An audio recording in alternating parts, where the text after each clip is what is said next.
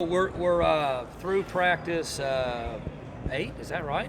And I just mentioned to the team, I'm very excited about our coaching going on and the players and typical coach talk, but really it has been guys are working hard. We're practicing at a really good clip, protecting each other.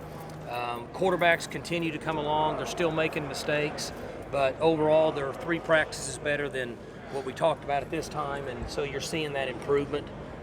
It's interesting as I watch it from upstairs. First time in 4 years we've had a young quarterback.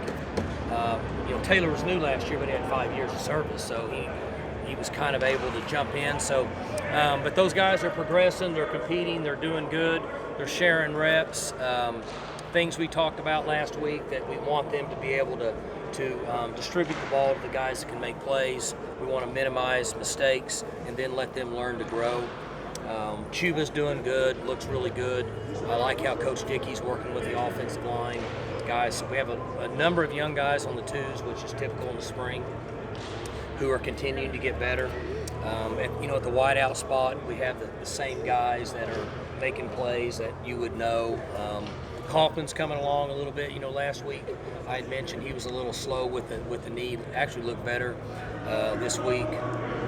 Defensively, guys that should be improving and showing signs of being able to stabilize our defense, which are those safeties and corners are making plays.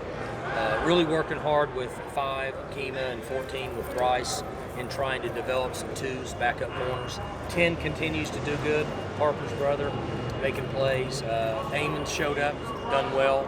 It's time for him to make some plays through his process.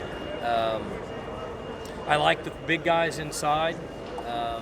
92 and Israel's number 95, and then Brock, Mike Scott.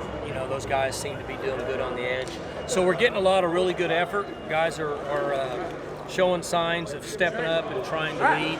We've got a long ways to go, but for the most part, they're making strides. I don't think we're behind anywhere where we should be, and I feel like that as we continue on, I wish we had 20 more practices, but we don't.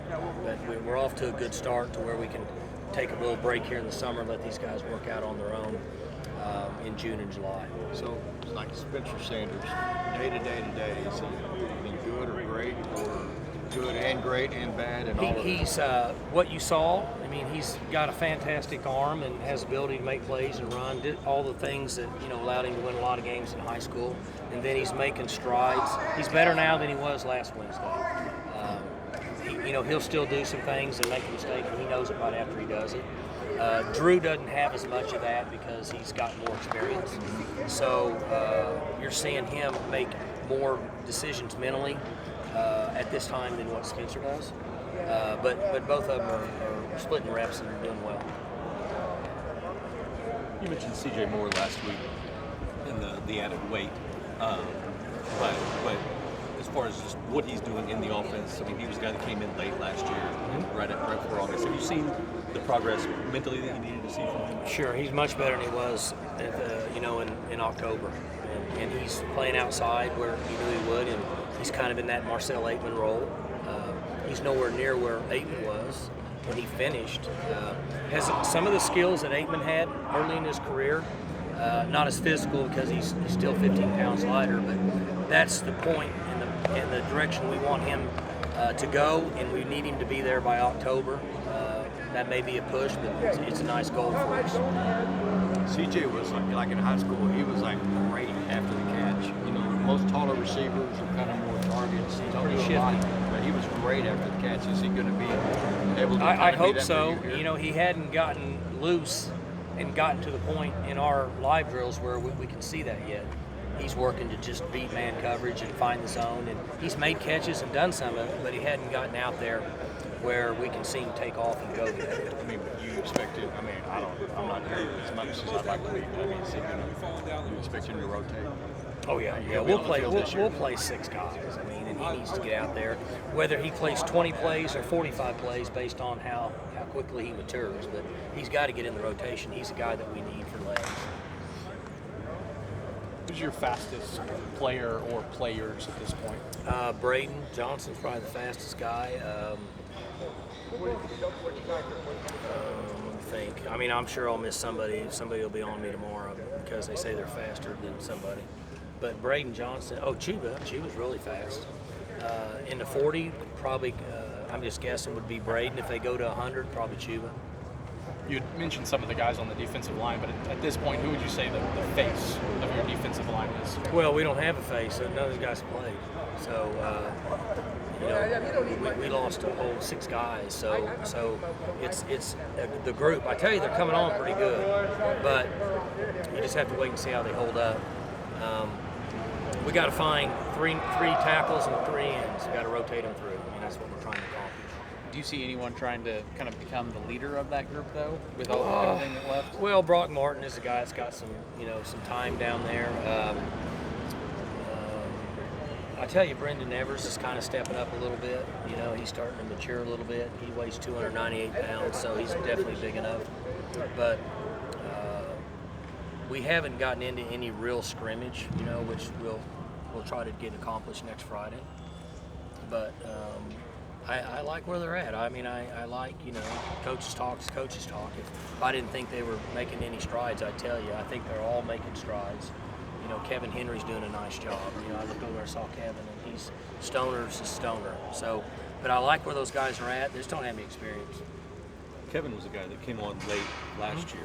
What have you seen from him going back to? He went through some injuries, and so missed some time. And by the time he came back and started to get a feel for what we were trying to do, he's improved, and he's done well out here. He's going to be a guy that rotates in. We like to play 2 deep on defense. We generally have a group that's going to play 25 plays, and the other group, is going to probably play 45 or 50. And he kind of falls into that category. JUCO guys, it can sometimes be hard to tell, but how physically ready has Desmond Jackson been? Well, I don't think the physicality part for him will be an issue at all. He had a little tweak in his hamstring. We didn't practice him today. He'll probably be back Friday. I think physically he'll be fine. And I'm fairly certain that as he trains with Coach Glass over the next 3 months, he'll really be in decent physical condition. He's 210 pounds. He's pretty thick as he is. And I hated that he tweaked his hamstring a little bit because he was really coming on and doing pretty well. And those are guys that need reps so we can see them and put them in the heat of the moment and see how they handle the pressure. You're established as a 10-win type of program now, and then last year was weird. It just was. And I don't know how you go about reestablishing your mojo. You know what I mean? But you talk to you guys about that and say, y'all are a 10-win program here, and 6 losses ain't going to cut it. Well, I think kind of everybody realizes that and knows it. Well, I think what helps them more than anything is that they realize when we played sound, we had good plans. It's not just the players, it's coaches too. We had good plans and we executed and played hard. We were, went toe-to-toe and beat teams that were ranked in the top 10 in the country. I think that probably satisfies the majority of what you just asked, more so than they know that we played really flat at Kansas State, played really flat at TCU, and we didn't have the firepower, the star power to just overcome it as we did sometimes in years past. I think that probably illustrates more so than what you're asking. And it's interesting with young people now. They move on pretty quick. I mean, they just move forward and go to the next gig. So. But I mean, you're always talking about the bounce you get from a bowl win, because that's what every coach talks about. Yeah, but I've always said I don't know. I don't know anymore. You asked me that last year, and I said I would like to think so. And then I'm not sure. You always like to win the last one, but sometimes I don't know anymore with young people. You try to get the values and do the things that we need to do, but I don't know anymore if the Missouri game helps them or not. How much of Coach Gleason's offense has been installed? Hey, you're back. I am back. Huh? All right. How much is what? How much has Coach Gleason's offense been installed? What has that process been like? Most of what we're going to do is probably already in, because we'll be pretty simple. We're going to run the same plays we've always run, but we won't be as out there as we have been based on we're inexperienced at quarterback. What do you think about yesterday's news of Coach Sutton being passed over for a Hall again? I think they need to name the 18 people that, or how was it, 24? 24. I think we need to know who voted. I mean, we're trying to get the Mueller report. I mean, we got a subpoena to get that. Why don't we know who the 24 people are that voted? I mean, I don't know anything about that stuff. I mean, Hall of Fames they are what they are, but the guy's got 800 wins, and he's been coaching he coached at Kentucky, and that's obviously a blue blood, but he's coached at places where people have not always had tremendous success, and he's had tremendous success. So I think it's a really sad deal. I would like to say, well, somebody said because they had a probation at Kentucky or something. There's people in there that are in probation too, right? So Most.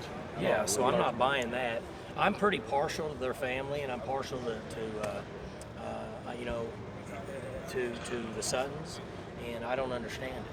But I'm not going to go way out there because I get myself in trouble. But honestly, I think it's a bunch of bullshit. To be honest with you, that's just my personal opinion. So.